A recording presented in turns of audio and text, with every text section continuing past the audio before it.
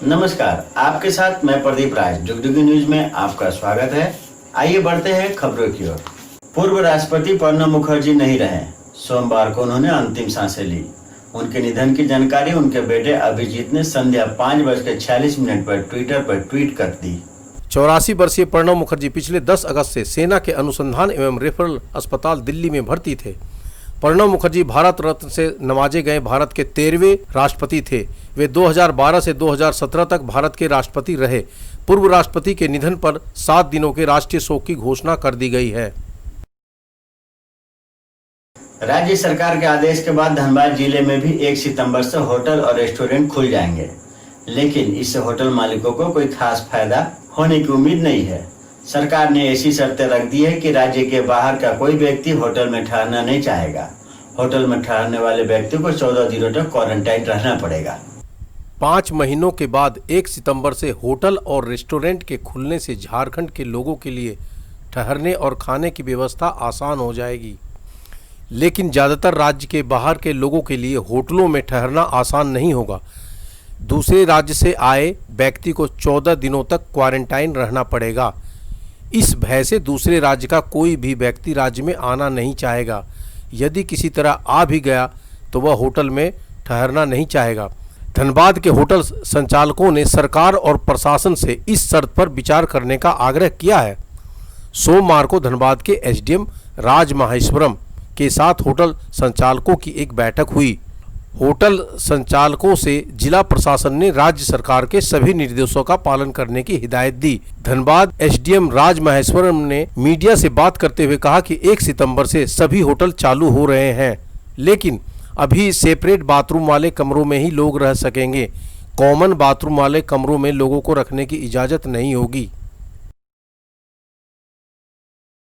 आज जैसे कि आपको जानकारी होगी, 1 तारीख से झारखंड सरकार ने अनलॉक 4 में काफ़ी चीज़ों को हम लोगों ने खोला है, जैसे होटल्स हैं, रेस्टोरेंट्स हैं, उसको लेके। और धनबाद में जेई मेंस का सेंटर पड़ा है, जिसमें कि बाहर के ज़िले के भी बच्चे आएंगे, तो उन बच्चों को कठिनाई ना हो, चाहे वो ट्रांसपोर्टेशन हो, चाहे लॉजिंग हो, चाहे फूडिंग हो।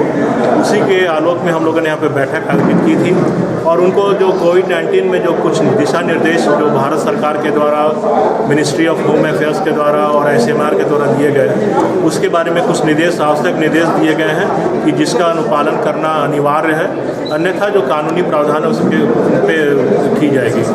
धनबाद जिले के Chirkunda Natraj iron and casting private limited के मजदूरों ने प्रबंधन के मनमानी के खिलाफ आंदोलन शुरू कर दिया है।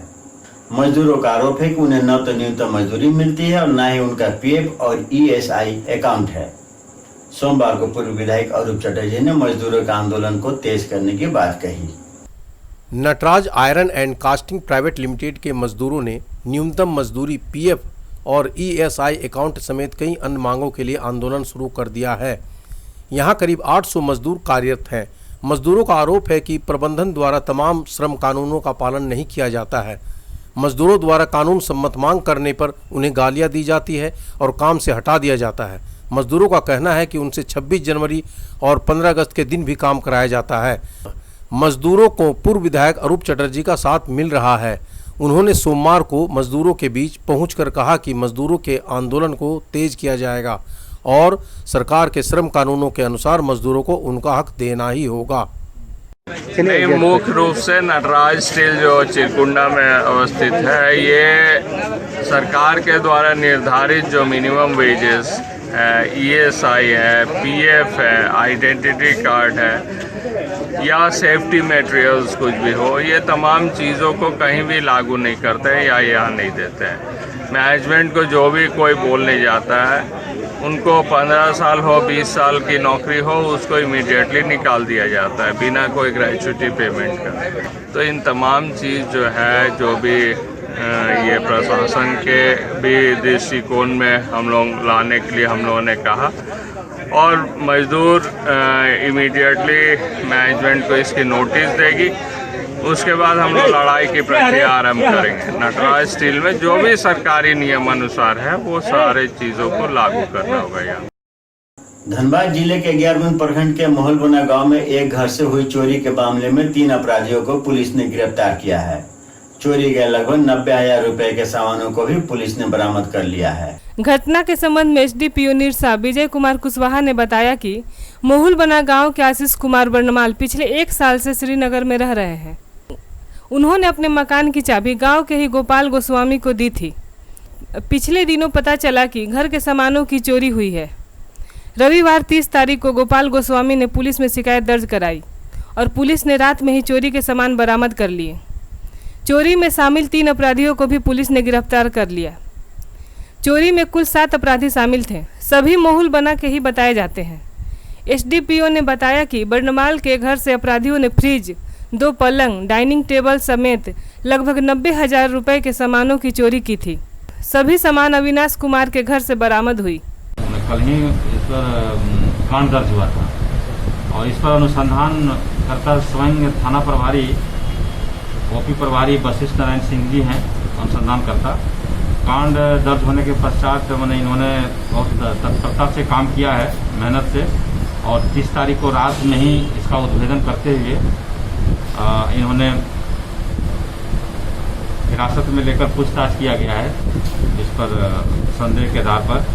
फिर ये जो संदेही थे इन्होंने अपने स्वीकृति बयान में अपराध को स्वीकार किया और उसके बयान के आधार पर चोरी का सारा सामान बरामद किया गया और अन्य अपराधियों का भी पता चला है। अभी 3 अपराधी गिरफ्तार हुए हैं।